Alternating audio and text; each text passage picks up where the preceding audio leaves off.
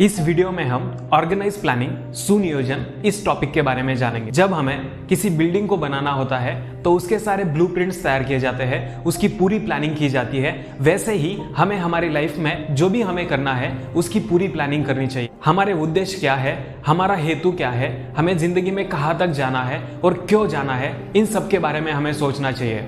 क्योंकि जो भी हमें हमारे लाइफ में चाहिए उसे पाने के लिए जब हम प्लानिंग करते हैं तो भविष्य वर्तमान के और भी ज्यादा नजदीक आता है। इसलिए जिंदगी का नियोजन होना बहुत जरूरी होता है, क्योंकि जब तक हमारे पास कोई पक्का प्लान नहीं होगा तब तक सफल होना लगभग नामुमकिन के बराबर है। जब हम प्लानिंग करते हैं तो प्लानिंग करते वक्त हमें ऐसे लोगों को ढूंढना चाहिए जिनके विचार हमारे विचारों से मिलते हैं और उनकी हमें मदद लेनी चाहिए, और उन समान विचार के लोगों का एक ग्रुप बनाकर उनके साथ डिस्कशन करना चाहिए। जब हम सोचते हैं कि हमें फेल नहीं होना है तो हमें हमारे वर्किंग रिलेशंस अच्छे बनाने चाहिए, क्योंकि जब हम प्लानिंग करते हैं या फिर किसी बिजनेस को रन करते हैं तो उस वक्त हमें अलग अलग प्रकार के लोगों की जरूरत पड़ने वाली है और सभी प्रकार का नॉलेज एक इंसान नहीं पा सकता, इसलिए हमें अलग अलग लोगों की जरूरत पड़ती है। जब भी हम प्लान्स बनाते हैं तो हमें अलग अलग एक्सपर्ट्स की राय लेनी चाहिए, उनके विचार लेने चाहिए, फिर हमें हमारे प्लान के हिसाब से काम करना चाहिए। और जब तक काम करना चाहिए तब तक हम सफल नहीं हो जाते, और यदि हम फेल भी हो जाते हैं तो हमें प्लान बी पर काम करना चाहिए। हमें तब तक प्लान बनाते रहना चाहिए जब तक हम सफल नहीं हो जाते। थॉमस एल्वा एडिसन ने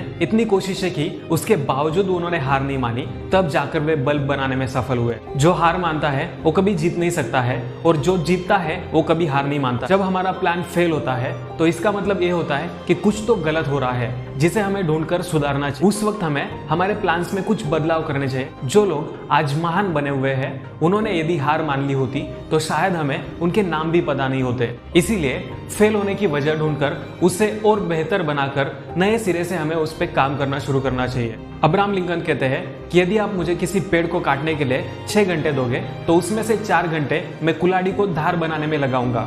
इसका मतलब ये होता है कि जब भी हम किसी बिजनेस को करने का सोचते हैं तो उससे पहले हमें प्लान बनाने में ज्यादा समय बिताना चाहिए, जिसकी वजह से काम करना और भी ज्यादा आसान हो जाता है। अब हम फेलियर के 7 कारणों के बारे में सोचते हैं। सबसे पहला कारण है अनफेवरेबल इन्वायरमेंट। समझो हमारे 5 दोस्त हैं और उन पांचों के पांचों दोस्तों को बिजनेस करना कतई पसंद नहीं है, लेकिन हमें बिजनेस करना पसंद है, तो शायद ऐसा हो सकता है कि आप भी उनकी तरह सोचने लग जाए। दूसरा कारण है लैक ऑफ लाइफ पर्पस, यानी कि हमें हमारी जिंदगी का उद्देश्य पता न होना, हमें क्या करना है, हमें कहाँ तक जाना है, इसके बारे में कुछ भी पता न होना। तीसरा कारण है असफलता का डर। ज्यादातर लोग जब कुछ नया करने का सोचते हैं तो उसे करने से पहले ही फेलियर के बारे में सोचते हैं और डर कर कुछ कर ही नहीं पाते हैं। चौथा कारण है खुद के बारे में जानना। जब भी हम किसी क्षेत्र में जाते हैं यदि उसके बारे में हमें कुछ भी पता नहीं होगा, इसका मतलब ये होता है कि हम असफल होने वाले हैं। पांचवा कारण है नियोजन की कमी होना। जब हम किसी बिजनेस को करने का सोचते हैं तो हमें 3 बातें पता होनी चाहिए: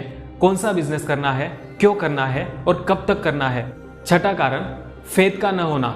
जब तक हम खुद पर ही विश्वास नहीं करेंगे तब दूसरा हम पर कैसे विश्वास करेगा। इसीलिए खुद पर हमें विश्वास होना चाहिए कि एक बार मैंने ठान लिया तो कुछ भी हो जाए मैं कर ही लूं। 7वां कारण है नेतृत्व से डरना।